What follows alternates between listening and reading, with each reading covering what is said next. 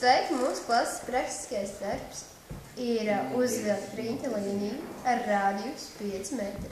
To ir jāizdara sniegā. Tā ir līnija, kas atrodas vienādā tālumā no punkta, kurš sauc par riņķa līnijas centru. Uzzīmēsim. Pa priekšu mēs izvēlamies vienu punktu, kas būs riņķa līnijas centrs. Tālāk mēs cirkuļa aso galu pieliekam klāt tajā punktā un izvēlamies patvaļīgu rādījus, kas būs riņķa līnija. Un tad mēs uzvelkam apu.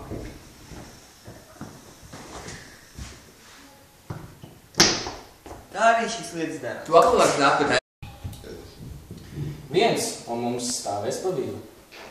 Visi pārējie sadosies rokās un veidos 5 metrus garu līniju.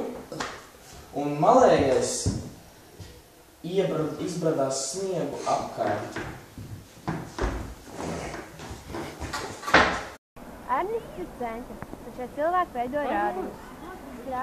Šim rādījumam jābūt 5 metriem, un es viņu izmērīšu.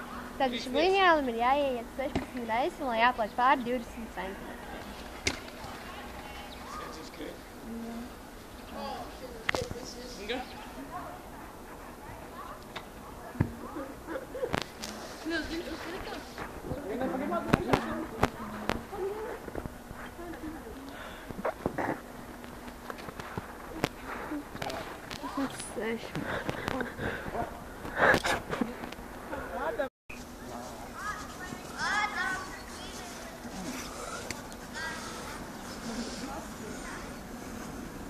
Beidzot!